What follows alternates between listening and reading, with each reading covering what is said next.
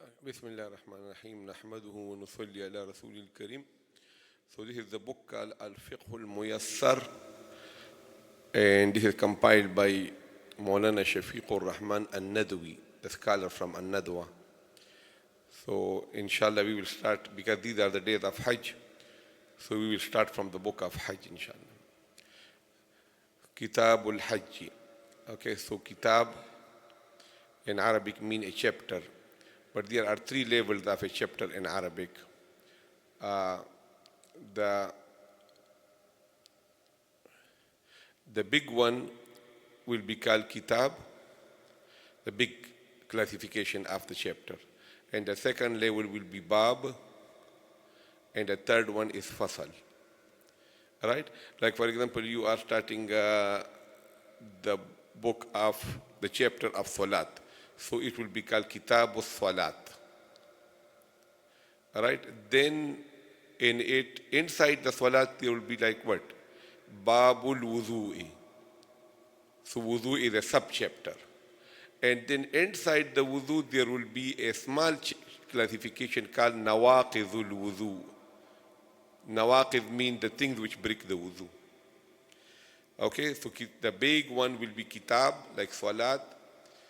Then inside the kitab, there will be different abwab, bab. So suppose there is a bab called wudu, and then inside the bab, there will be several fasal, fusul. Okay, so the things which break the wudu will be the small one. Right? So this is how, so this is Kitabul Hajj. So inside Kitabul Hajj, then there will be different, like Babul Arafah. Then inside the Babul Arafah, there will be some small things. So this is how it goes. Okay, Kitabul Hajj. Now this is the book of Fiqh. And as you know, the word Fiqh means deep understanding. It's called Fiqh. Okay, when you understand a thing in depth in Arabic, it is called what? Fiqh. So a regular alim will be a scholar, but the one who know halal, haram, everything, so he's called faqih. Okay, faqih. So this is a book, and the fiqh originated from where? From the Quran. So now we need a dalil, a proof that whatever you are saying in this is coming from where? So we'll say it is coming from the Quran. And then the second is what? It is the hadith. So in every chapter, there will be an ayah of the Quran in the beginning, and then after that will be the hadith, right? And then there will be something which will not be in the Quran and the hadith directly, so it will be derived from it. It's called ijtihad. So those things will be there too, all right? Like for example, you say, make wudu with water. Okay, so this will come from where? It will come from the Quran. Then you say wudu is broken, if you use the restroom. So this will be coming from, suppose, the hadith.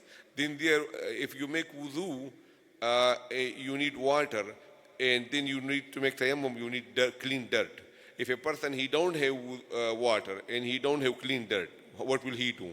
So this is not in the Quran, this issue. This is not in the hadith. So this will come from where? Ijtihad. Ijtihad means the struggle and the effort of the scholar that he had to figure out, because the answer is not in the Quran or in the hadith directly. Right? So this ayah is in Ali Imran. Surah Ali Imran. قال الله تعالى. قال means said. Allah Ta'ala. Ta'ala means high, the exalted. So Allah Ta'ala said, Walillahi, wa mean end, and lillahi. Okay, there is a li here before. So actually it was li Allahi. Li Allahi. And li in Arabic mean far. Like li zaydin, for zayd. So li Allahi mean for Allah. But this Hamza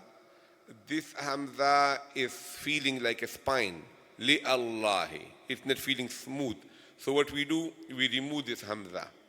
Okay, we remove this Hamza and connect this with Allah, so it becomes Lillah. Lillah means for Allah, right? So Walillahi means for Allah. For Allah, ala nasi, upon the people. Allah means upon. Hijjul bayti means to perform the Hajj of the house. Okay, so al-bayt is common, a proper noun, ma'rifah.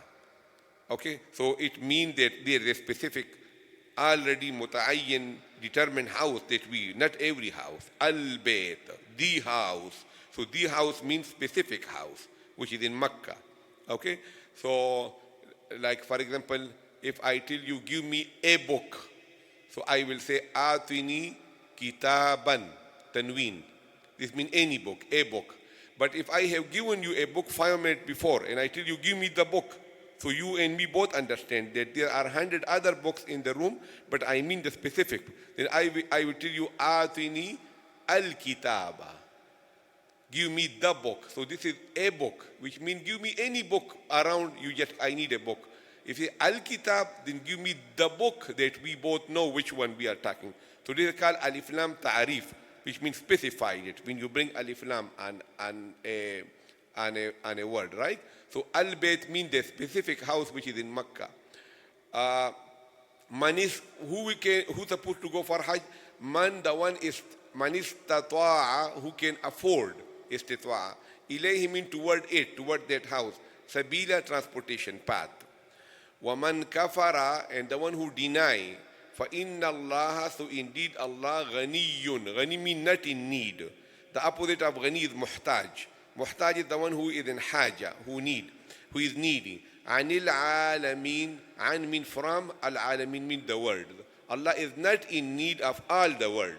Okay? If the one who deny, he can afford to go to Makkah for Hajj also, and he for no reason, he say, I am not going. So Allah subhanahu wa ta'ala say, you are denying my command, and Allah say, I am not in need. Okay, right?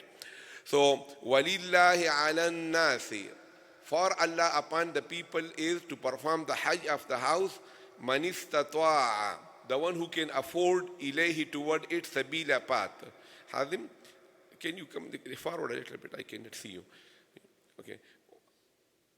Okay. وَمَنْ كَفَرَ, and the one who deny, فَإِنَّ اللَّهَ, so indeed Allah, ghaniyun, is not in need, anil alamin, from the world. This is the ayah of the Quran. Now the hadith. وَقَالَ رَسُولُ اللَّهِ صَلَّى اللَّهُ عَلَيْهِ وَسَلَّمَ, the Prophet ﷺ, he said in hadith in Bukhari and Muslim, muttafaqun alayh, man hajja, the one who did hajj, lillahi, for Allah, which means, for Allah means every hajj supposed to be for Allah, which means it is free from show off, sincerity. فَلَمْ يَرْفُثْ, he did not do rafas. وَلَمْ يَفْسُقْ, he didn't do fisq in that hajj. رَجَعَ, he will return كَيَوْمٍ, like the day وَلَدَتْهُ أُمُّهُ, his mother gave him birth. So he's like a newborn baby, sin-free. He don't have any sin out. Why? Because he did hajj, and in hajj he didn't do rafas, and he didn't do fisq. All right? Okay. So in the Quran, Allah subhanahu wa ta'ala used 3 words. This hadith is similar to the Quran. Allah subhanahu wa ta'ala say, فَلَا رَفَثَ وَلَا فُسُوقَ وَلَا جِدَالَ فِي الْحَجِّ, that you don't do rafas, okay, and don't do fusuq, and don't do jidal. Now the ulama say, jidal means fighting. So fighting is haram everywhere. So we should find a meaning for it which is specific to Hajj. That what is that? So the Arabs before Islam, they used to describe the pride of their families. One say, my family, we won so many battles, we are so many in numbers, we have those many camels, you have those many horses, and then they will start fighting and screaming. So so the ulama say that jidal can mean any jidal, any fighting, but specifically in Hajj, Allah said no jidal because this is what they used to do. Right? So this is jidal. Now, fusuq can mean anything. Okay, fusuq. Any sin is called fisq. Because the word fusuq in Arabic means khuruj, that you tear the shield of the command of Allah, you come out of it. So fusuq can mean anything. But the ulama say, when Allah subhanahu wa ta'ala say, don't do fisq, right? So fisq in the Hajj mean mahzuratul ihram. What Allah told you don't do in ihram, if you do it, so you did fisq. Right? So Allah said, don't apply perfume. You apply perfume. So what are you doing? Normally it is not a sin, but in Hajj it become what? A sin. It becomes fisq. So jidal, specific meaning of jidal in Hajj mean like what the Arab used to do, that they will fight about the pride of the tribe. Allah said, don't do that. Specific meaning of fusuq, any sin like lying, backbiting, it also can include that. But specifically in Hajj, fusuq mean what? That don't violate the restrictions of ihram. And the restrictions of ihram, they are 6. So if you violate any one of them, so you are doing what? Fusuq. And rafath mean normally, okay, you can talk to your wife, okay, and any engagement with your wife, hugging, kissing, talking, sleeping, all are halal. But in the ihram, they are what? They are prohibited. So that is called rafath. Now, these are the 3 things that Allah mentioned in the Quran. Look, rafath, fusuq, and jidal. Jidal we discussed, fighting, right? Now, rafath means anything which is related to the husband-wife relationship, right? So this is rafath. Now, fusuq mean mahdhuratul ihram. Mahdhurat mean mamnu'at, prohibitions that you normally they are halal, but you're not supposed to be doing it. Those mahdhurat in ihram, they are 6. And out of the 6, the first one is rafath. And I will tell you 5 more in a minute. So you might say, if the husband-wife relationship is mentioned in 1, so this should be 5. Why we are repeating it in fusuq again 6? The reason is that the biggest violation in Hajj is, in ihram is what? When you sleep with your wife. Why? Because all the other violations are compensatable. But if a person sleeps with his wife in ihram before going to Arafah, so Hajj is finished. Hajj is finished. So what he gonna do? He gonna 3 penalties. He will continue doing this Hajj also. Next year he will come for another Hajj to do qadha. And the third is goat and lamb not gonna work. He had to slaughter a cow or a camel. So that is why rafath is such a big crime in ihram that Allah mentioned it separate also. And this is one of the 6 things of fusuq also. Okay? Why Allah mentioned rafath separate? Because none of the violation will break your Hajj. Your Hajj is okay. You just slaughter a goat or a lamb. But before going Arafah, not after Arafah, before going Arafah in ihram, okay, you have relationship with your wife, so what you supposed to be doing? Continue that Hajj also. And that Hajj is not counted. You have to come next year for another Hajj, qadha. And the third is you have to slaughter a camel or a cow. So that is why Allah mentioned rafath separate, okay? Now I tell you briefly the mamnu'at of ihram, that they are 6. The first one is, as we say, rafath, okay? Sleeping with the wife. The second one is that it is prohibited that you do hunting of the land animal. The ocean, like fishing, is okay. Okay, so keep on counting. Okay, fishing of the land animal.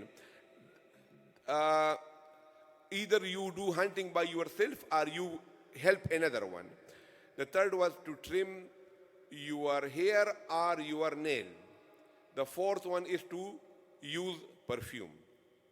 These 4 are both for the men and women. And 2 are only for the men. Kya kaha maine? What did I say? 4 are for men and women. And 2 are only for the men. What are those 2? That you stitched clothing. If a man wear, so it is prohibited in ihram. A woman can do that, no problem. Her regular.